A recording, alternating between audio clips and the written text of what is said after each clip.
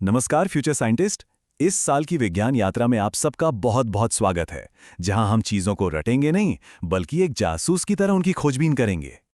मैं हूं अजय कुमार पांडे और इस रोमांचक सफर में मैं आपके साथ रहूंगा। तो चलिए इस साल विज्ञान को एक बिल्कुल नए, एक डिटेक्टिव के नजरिए से देखना शुरू करते हैं। और हमारी पहली मिस्ट्री ये रही।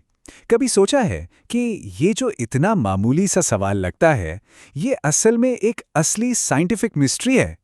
पता है, दुनिया की सबसे बड़ी बड़ी खोजें ऐसी ही छोटी छोटी जिज्ञासाओं से ही तो शुरू हुई हैं।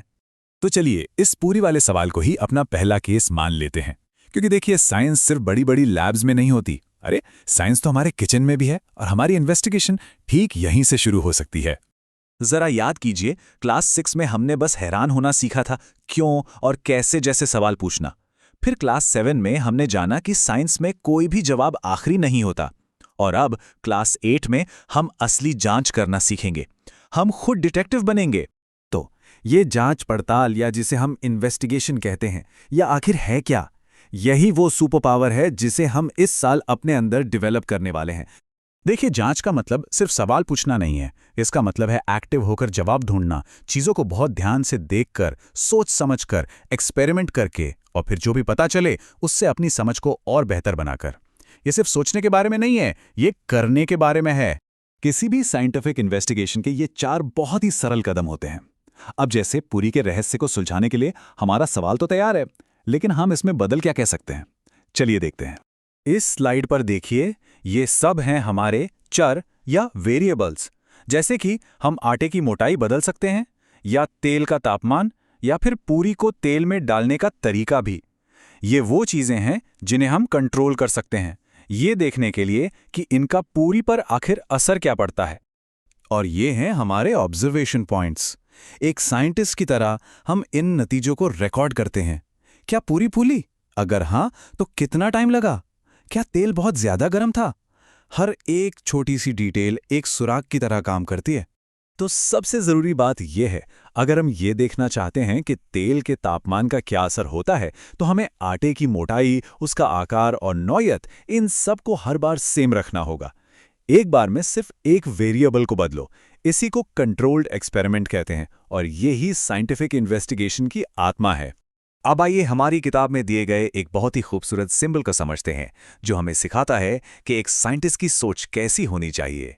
ये कॉन्सेप्ट है जड़ें और पतंगे।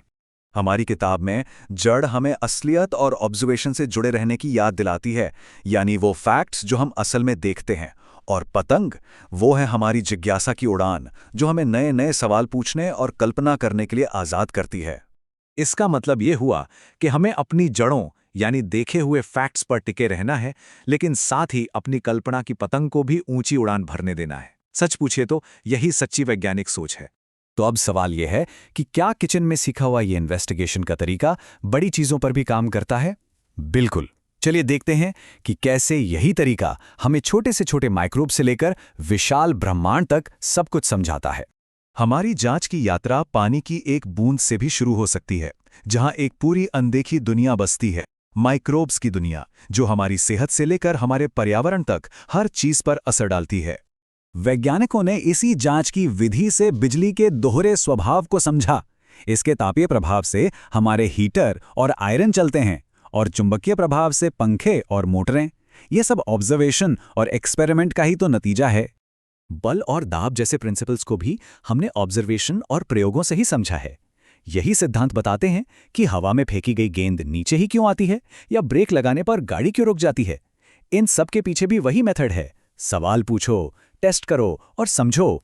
और अगर हम और भी गहराई में जाएं, तो हर चीज पार्टिकल्स से बनी है।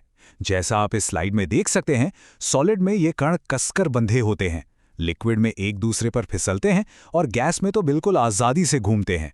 ये सब भी हमें केयरफुल ऑब्जर्वेशन और इन्वेस्टिगेशन से ही पता चला है।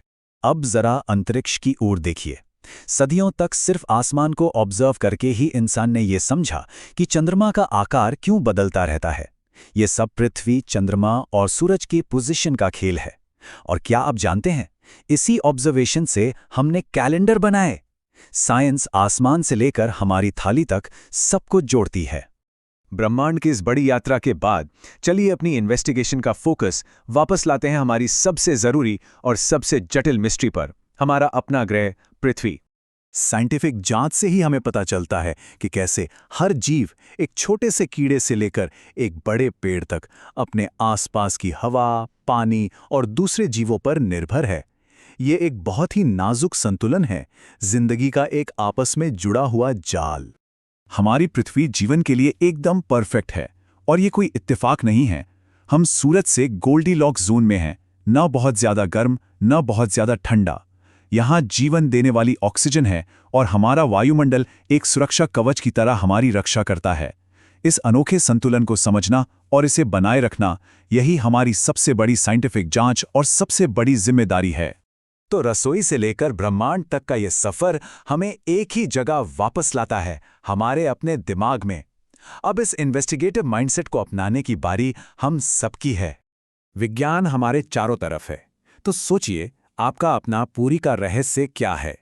वो कौन सा सवाल है जो आपको अपने आसपास की दुनिया के बारे में सोचने पर मजबूर करता है? चलिए अपनी जिज्ञासा की पतंग को ऊंची उड़ान दें और अपने जवाब खुद ढूंढें।